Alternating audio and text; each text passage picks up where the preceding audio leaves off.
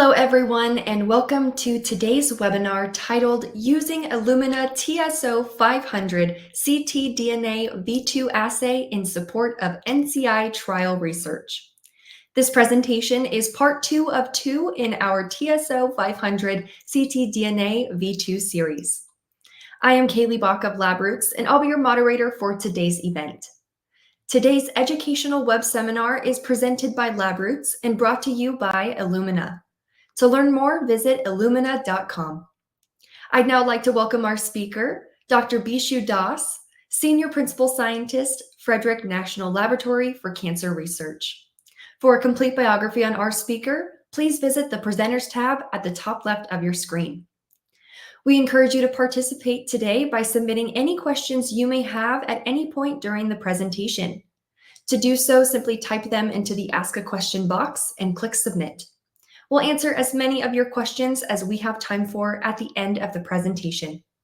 Also, if you have any technical questions, you can utilize this Q&A box and we will assist you directly. Bishu, thank you for joining us. We will now begin the presentation.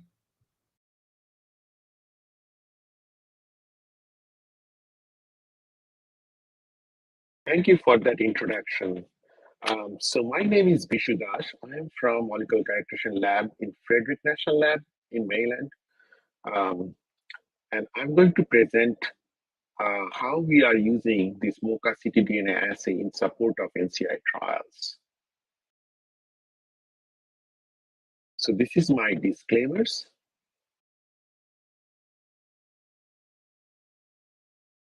So I'll start with who we are and our mission.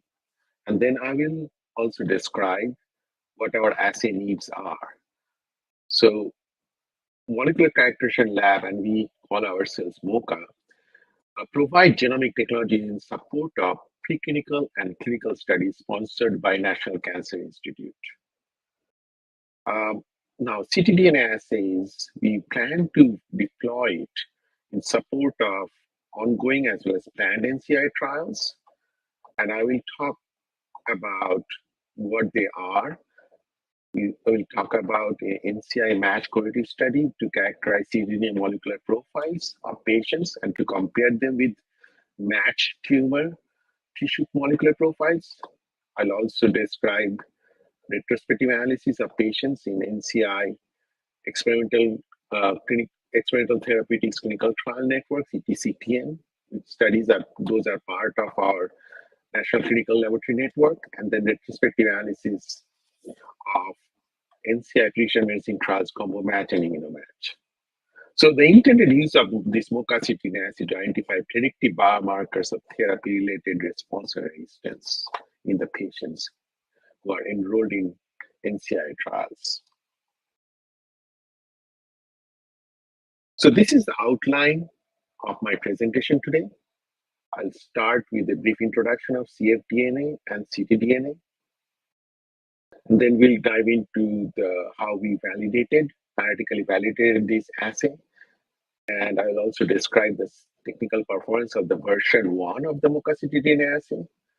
Then I will get into how we measured the concordance of variant detections between MoCA ctDNA assay as well as the tissue biopsy, which is still the gold standard. And we'll use a non-small cell lung cancer cohort for that concordance testing. Then I'll describe a study, a cohort from NCI match trial, where the patients did not have a tissue test done, and we detected actionable alterations retrospectively in this cohort of patients. And finally, I will also describe MoCA ctDNA version 2 assays, the performance characteristics of it, what we have tested so far. So with that, I will go to the first part of it, which is just a brief introduction of cfDNA and ctDNA. So the cell-free DNA and circulating tumor DNA, those are two terms we use. And I want to be clear what we mean by each of those terms. So the cfDNA is derived from both non-tumor cells as well as tumor cells. Mostly these are endothelial and peripheral white blood cells, the non-tumor cells. Whereas ctDNA is mostly derived from necrotic and apoptotic tumor cells. The ctDNA amount in patient blood varies tremendously by cancer types or stages or other factors. The typical cfDNA size is around 160 bases, whereas ctDNA fragments seem to be a little bit more heterogeneous. They tend to be a little bit smaller than these 160 base pair cfDNA size fragments.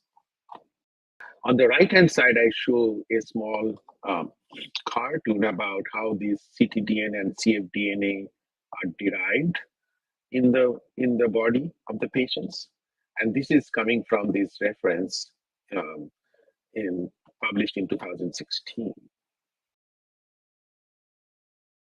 So now I'll get into a little bit more technical details where how we validated the assay, the ctDNA assay version 1 in our lab, and I will also show you the technical performance of this assay, what we found.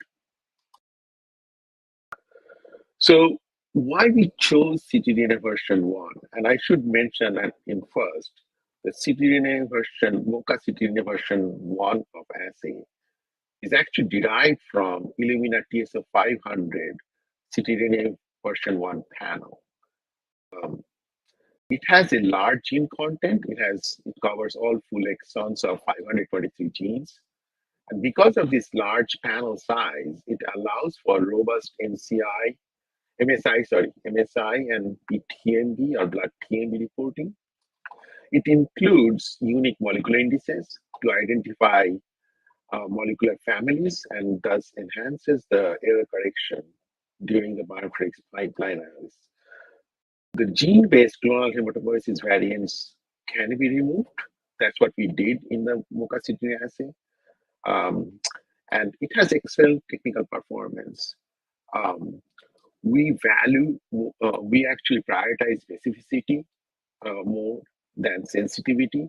So that's why we have, for this assay, we found excellent specificity greater than 99.98%. And for the sensitivity, we described here what our target of sensitivity was. So for SNVs and indels, we are reporting, our limit of reporting is allele frequency of 0.5%. For CNVs, our limit of reporting is 1.3-fold change.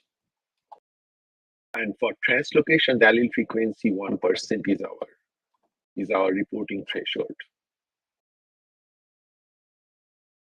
So before we started the analytical validation, our accepted criteria, we set it up, and those are shown on the left for different variant classes. For SMBs, the LOD 80 or limit of detection of 80% of the variants were at 0.25% allele frequency, and we set a separate reporting threshold for acceptance criteria at 0.5% allele frequency. For indels, we found our LOD 80 at 0.5% allele frequency, and the reporting threshold is also, limit of reporting is also 0.5% allele frequency. The CNV LOD 80 was 1.15-fold change, and the limit of reporting is 1.3-fold change. And for translocations, we found our LOD 80 acceptance criteria to be 0.5% allele frequency, and our limit of reporting is 1% allele frequency. Our specificity target was 99.99%, as well as we wanted to see our acceptance criteria would be less than one false positive call in 20 individual libraries. What we observed after the analytical validation was shown in the right-hand side of this table. The LOD 80, we met the acceptance criteria, all the parameters in different allele frequencies. which are shown here. So our SNV is reporting, limit of reporting is 0.5% frequency. Indels limit of reporting is 0.5% frequency, just as our acceptance criteria was. So all of the acceptance criteria are made, and on top of that, the specificity we measured by NPAs. So we found that our specificity is 99.999% per base.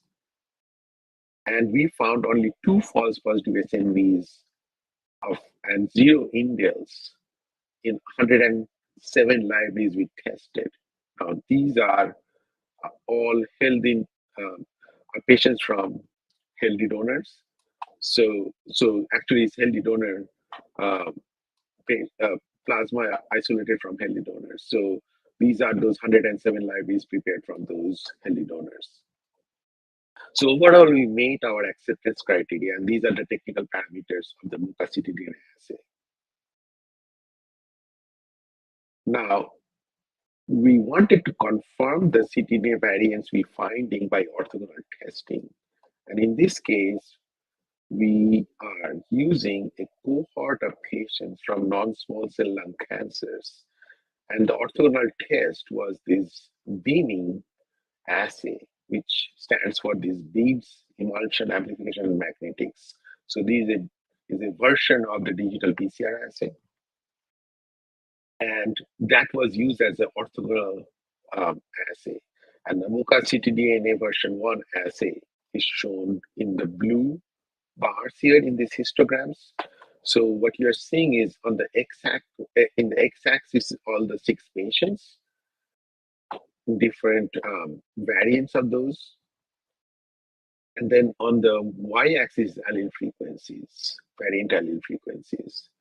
And the only of all the variants were identified by beaming, the allele frequency, first of all, are close to each other. Only one variant we could not detect in the MUCA ctDNA assay is this T790M variant, which was observed in beaming only at 0.04%. And just to remind you, this is way below our LOD 80 we found, which I shown in the previous slide in our technical performance of this MUCA ctDNA assay. So overall, the concordance rate is extremely high with this orthogonal testing, orthogonal assay with the MUCA ctDNA assay. Now, false positive variant calls is one of the issues in any ctDNA assay, because there are technical false positives in any ctDNA assay, which is very rare in this MUCA ctDNA assay due to the use of these UMIs. But also we can find the other false positives, so-called false positive, but they may be putative true positives because of either tumor heterogeneity or those variants may be clonal hematopoietic variants. So these are putative true positive variants, but they will not be able to be seen in the orthogonal testing if the orthogonal test is done by tissue testing. Now, the strategies for identifying these clonal hematopoietic variants, and that's very common. That's actually one of the most common false positive variants you will see in any ctDNA assay. We did a gene-based approach where we found these clonal hematopoietic variants in this set of genes. These are well known in the literature. Now, these clonal hematopoietic variants can come from either due to the age of the patients or due to the previous treatment these patients received, especially either platinum therapy or other therapies, other chemotherapeutic treatments these patients have received. You will see preponderance of variants in this set of genes, which we are showing here.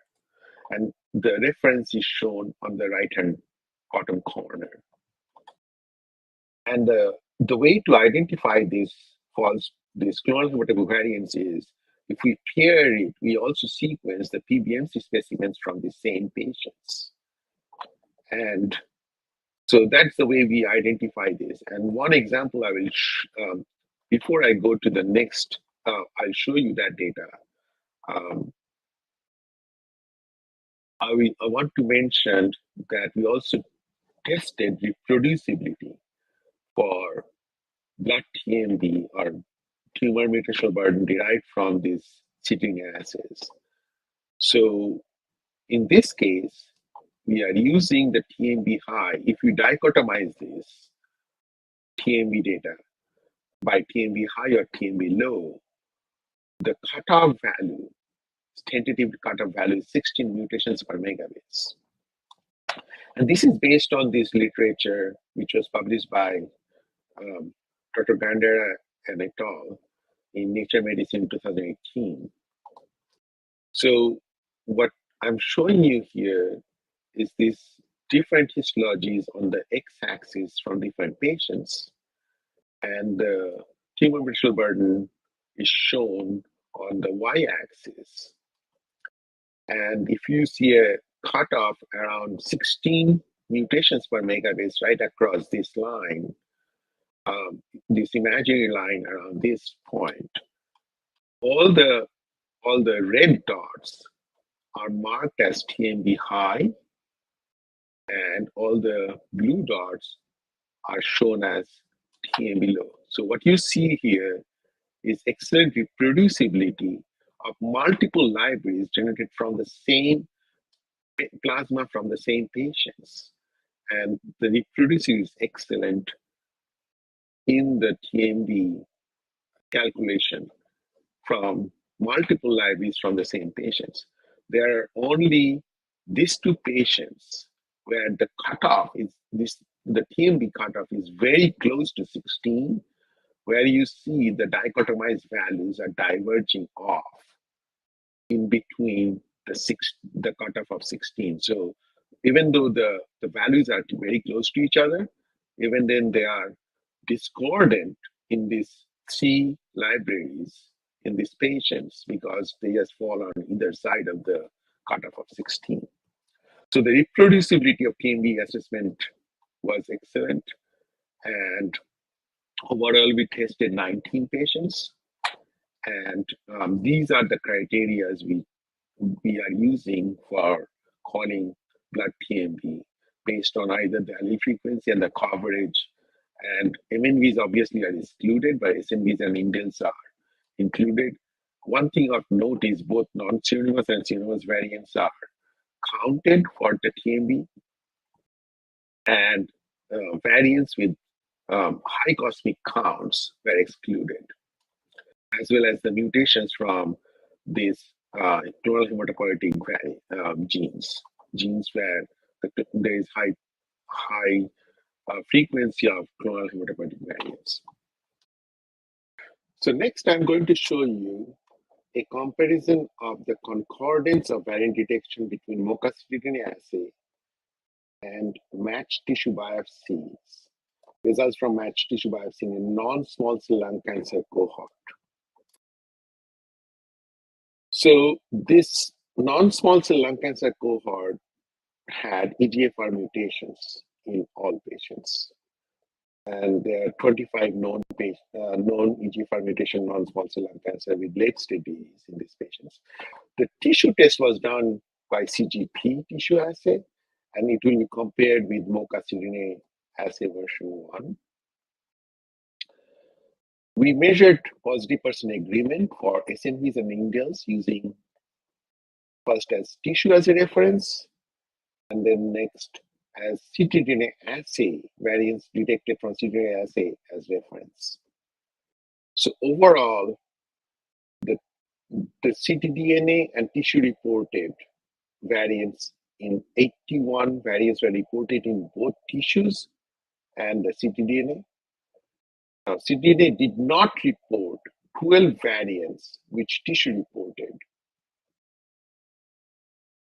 And on the other hand, about ctDNA reported 36 variants which tissue did not report.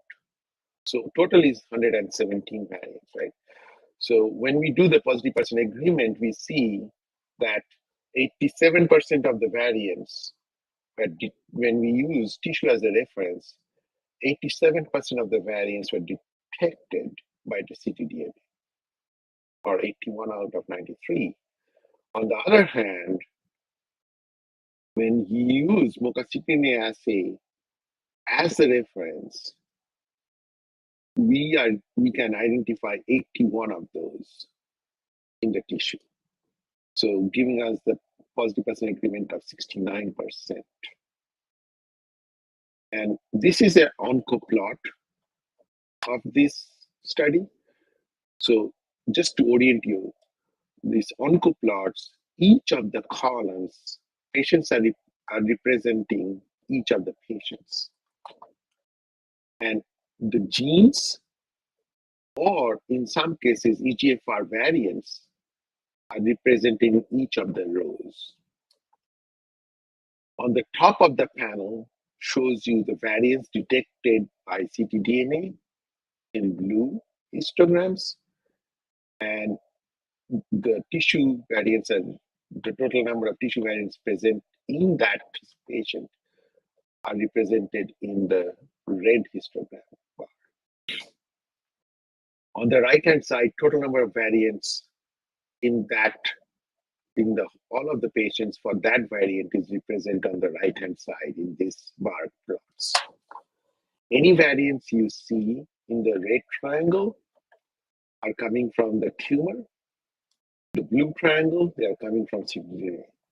If you see both of them in a rectangle, that means both the variants are detected. As you can see in overall, just a quick look of the oncoplot, most of the variants are detected by both tissue and ctDNA, and especially true for all the EGFR variants. In some cases, we identified variants only in ctDNA, and in even rarer cases, less frequently, we identified variants which were identified in tissue but was not identified in the ctDNA. Those are represented by these red only triangles.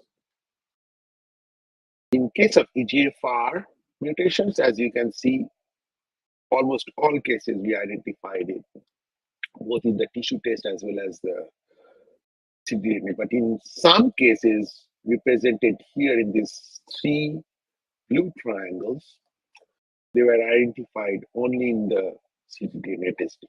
On the right-hand side, the CH variants are shown in the plasma, only in the plasma, and they represented. Obviously, you can see the most commonly mutated CH genes are BNT3A, AXL1. These are well known in the literature, and TEC2. Most of the discordant variants were probably mostly subclonal. I'm now going to talk about another study we did using this assay. These patients were screened for NCI match trial, but they did not have any tissue biopsy results for multiple reasons. Just to give you a background, NCI match trial is the largest multi-hour Bayesian trial ever conducted by NCI, National Cancer Institute. Over 6,000 patients were screened using oncomine next-generation sequencing assay, or IHC assay, in the initial phase using a central lab network. Plasma was collected during the screening phase. 267 patients' tissue tests were not successful. So those are the patients we are talking about, and we call this patient in our correlative study as cohort 6. These patients, they did not have tissue tests, they could not be assigned any treatment arms. So the question we are asking here, can ctDNA testing identify any actionable mutation in this patient population?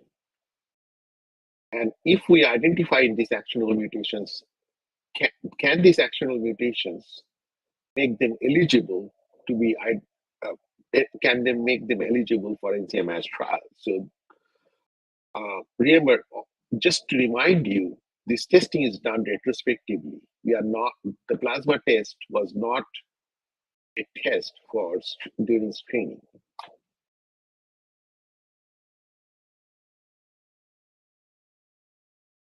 So just to show you this cohort 6 patient, the central screen patient with plasma samples only, overall cfDNA yield in each of the different histology, for example, colorectal patients as one of the highest yield, but the yield overall varied tremendously.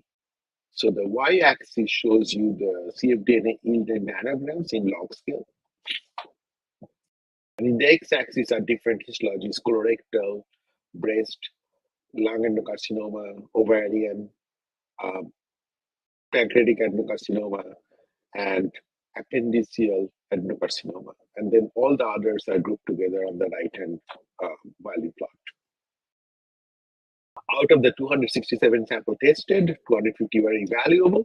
Some of them are flagged for multiple reasons because of mainly due to the lower coverage, but we still use that data. All of these results were originally shown in ASCO meeting 2022. So this is another onco plot for this patient cohort. And again, all the patients are represented, each of the patients are represented vertically in each column, and the genes variants are represented in each of those genes in these horizontal rows. The histologies are marked in the bottom by color coded. So the leftmost one is colorectal, and then invasive breast carcinoma, the lung adenocarcinoma, so on and so forth. On the other side, like there's these bar plots on either side. On the right-hand side, it shows overall mutation frequency in that particular gene on the right-hand side. On the left-hand side is just another well-known study, MSK impact, and what was the frequency observed in that large study. And the different kinds of mutations are color-coded also differently in this oncoplot. But overall, this gives you an overview of all the mutations, most of the mutations in these frequently mutated genes in this patient cohort. And as expected, P53, KRAS, PIK3CA, APC are one of the more mutated genes in this overall mixed histology cohort, cohort 6. This oncoplot, which is a little bit different, again, the patients are represented vertically in each of the columns. They are sorted by tumor histologies. On the top part, we are showing you blood TMB derived from the plasma assay. And then on each row now, there are different mutations, which are mutations, eligibility mutations for NCI match are represented in each of the row. And then what the pink color triangles marks for inclusion mutations. So based on multiple criteria, if the mutation is detected and they are inclusion mutations, they are marked by this pink triangle. But if the mutation also is in histology, which is make it exclusionary criteria, they are marked by this this square in that next to the triangle. Same thing, exclusion criteria. So there are certain mutations which are also part of the exclusion criteria. They are marked by yellow triangles. And if they are exclusion also based on histology, they will be marked by these squares. The CNVs and hotspots are marked in different symbols, which are marked on the right-hand side. The take-home message is that we detected one or more than one MY in 109 patients out of these 267 patients. And after removing the histology and molecular exclusion criteria, 75 patients or 28% of the patient has at least one inclusionary actionable mutation of interest to assign treatment in the NCI match trial. So if this test was used as a screening criteria, this patient, even without a tissue test, would have been enrolled, at least would have been offered to enroll in the NCI match trial. And finally, I will, in the next 1/3 of the slides, I will show you the performance characteristics of the ctDNA assay version 2 assay. So here is the table, the difference between ctDNA version 1 and version 2 assays. And in the last webinar, in the last month, Jen actually has gone over this performance criteria.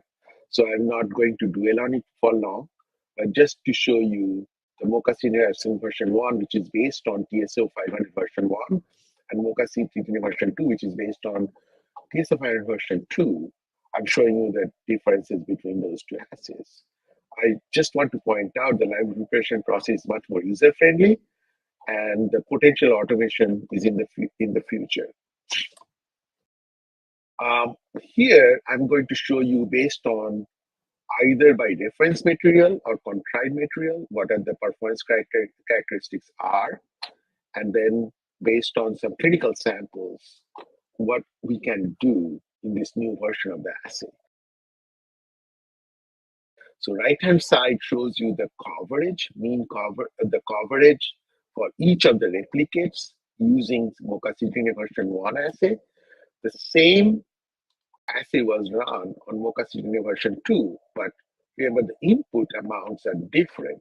In the ctDNA assay, in many cases, the input amounts were as high as 50 nanograms or 30 nanograms or 20 nanograms. In ctDNA version 2, is always 20 nanograms input.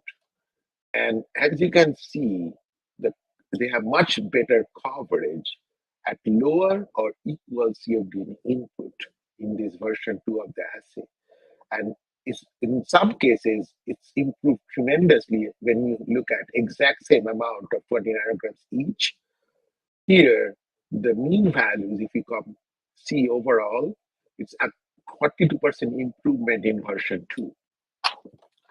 In the clinical samples, we obviously use more cfDNA input, but even then, even at a little bit higher input, like 20 nanogram compared to 30 nanogram on this side, we see a major improvement in the coverage, even with the lower DNA input. And this will be clear in the next slide. So here, the ctDNA assay version 2, we ran it in two different input amounts, either 20 or 30. And you see that the ctDNA version 1 on the orange dots here, they always improved in terms of coverage. So the input amount is shown in the 50 nanogram in the x-axis. So 50 nanogram input from ctDNA version 1 has about the same as lower coverage or median exon coverage than the 50 nanogram input from version 1 of the assay has lower coverage compared to 30 nanogram input on version 2.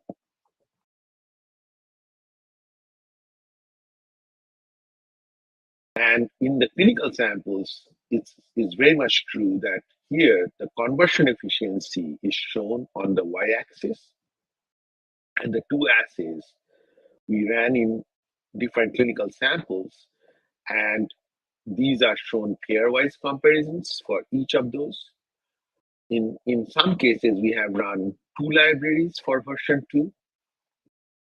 And for example, in this case, the conversion efficiency went from around 12% to all the way to 25%.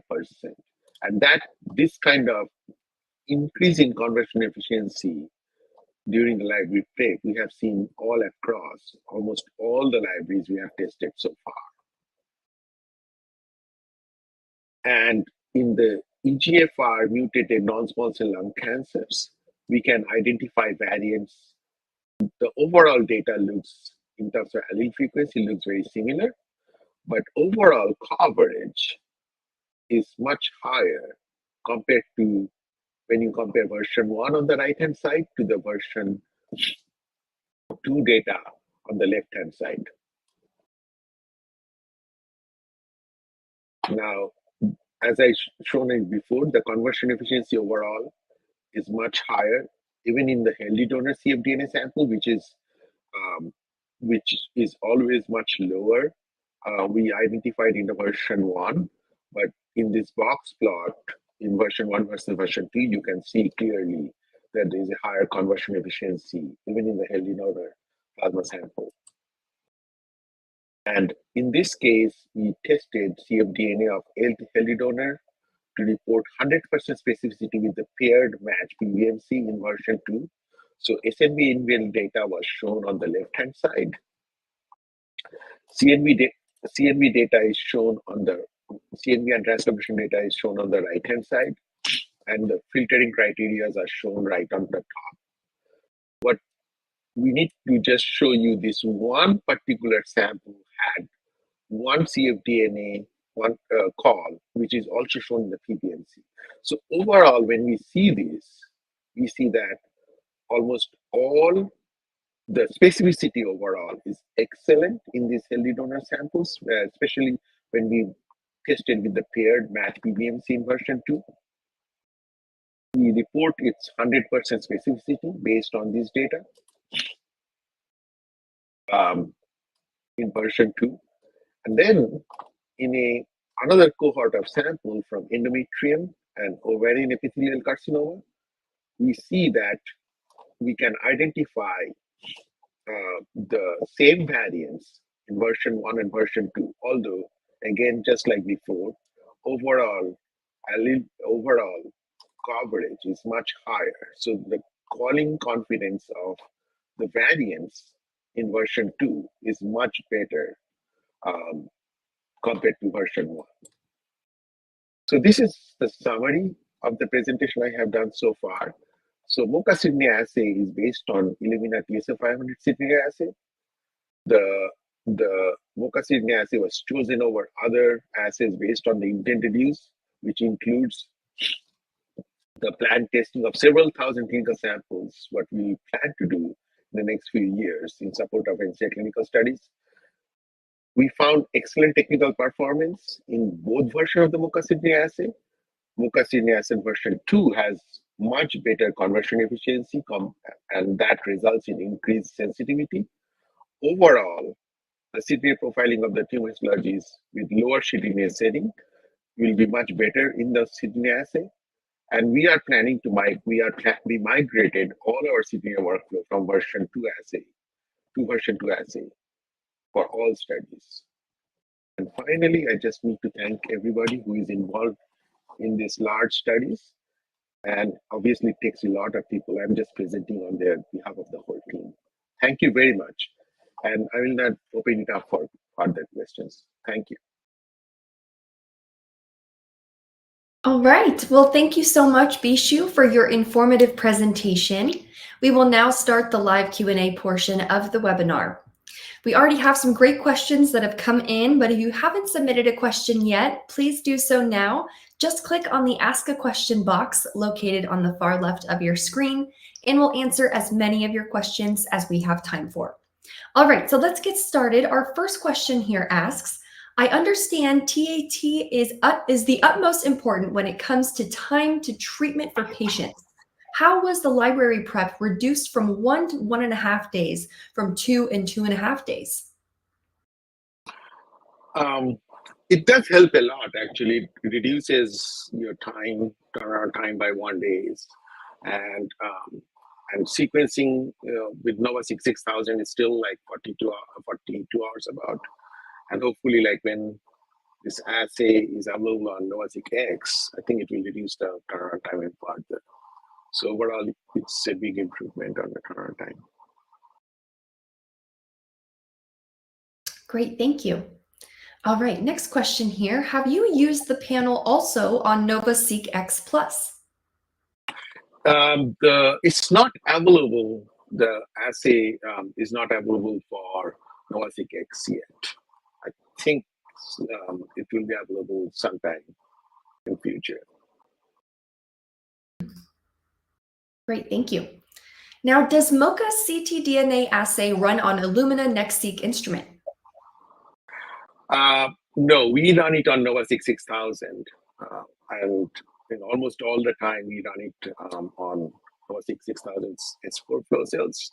In some cases, we have run it on S2 flow cells also. Great, thank you. All right. Now, this is a two-part question here. I understand that 20 nanograms is the recommended DNA input needed for this V2 of the ctDNA assay, but how does performance compare to lowering the input below 20 nanograms? And do you have some insight into that from what you've seen? Yes.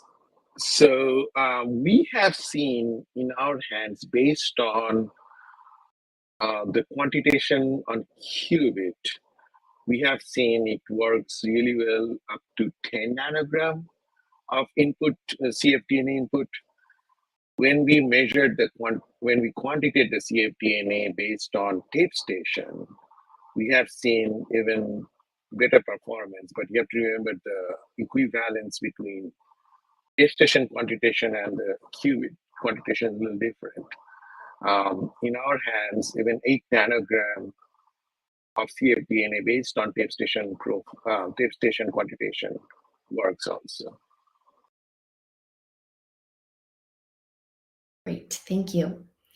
All right, our next question here. How was the conversion efficiency being assessed?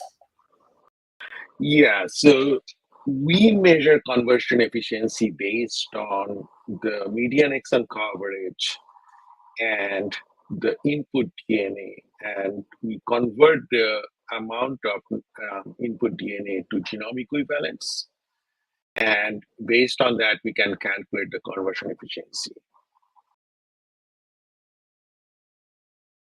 Great, thank you. Now I have another two-part question here. What made you want to test Illumina's TSO 500 ctDNA V2 assay?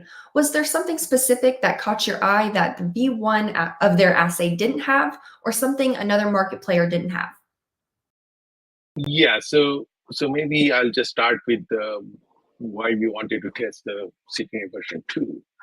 And I mentioned during the presentation that we had much better conversion efficiency from from V2 assay, and that's one of the major reasons, because I think I mentioned that one of the thing in NCI match trial, which we are plasma samples we are testing right now, as well as many other NCI trials, there are rare histologies which tend to shed less ctDNA into the blood. And for those specific patient cohorts, we need better sensitivity of ctDNA assay. And because of the better conversion efficiency, the TSO 500 ctDNA assay version 2, it's more, I would say, better suited for lower shedding specimens. As I showed, that version 1 also works pretty well when you have enough ctDNA, but especially for those samples which has lower ctDNA input or lower shedding, version 2 will work better at a much higher, because it has higher sensitivity. Great. Well, thank you, Bishu. That will conclude our session for today. So we would also like to thank Labroots and our sponsor, Illumina, for underwriting today's educational webcast. Now, before we go, I'd like to thank the audience for joining us today and for their interesting questions. Questions we did not have time for today, and those submitted during the on-demand period, will be addressed by our speaker via the contact information you provided at the time of registration. This webcast can be viewed on demand, and Labroots will alert you via email when it's available for replay. We encourage you to share that email with your colleagues who may have missed today's live event. And now, just in case you missed it, you will now be redirected to the registration page for part 1 in our TSO 500 ctDNA V2 series, Analytical Performance of True Insight Oncology 500 ctDNA V2. So to all our friends out there, thank you so much for joining us. Have a great day, everyone. Goodbye.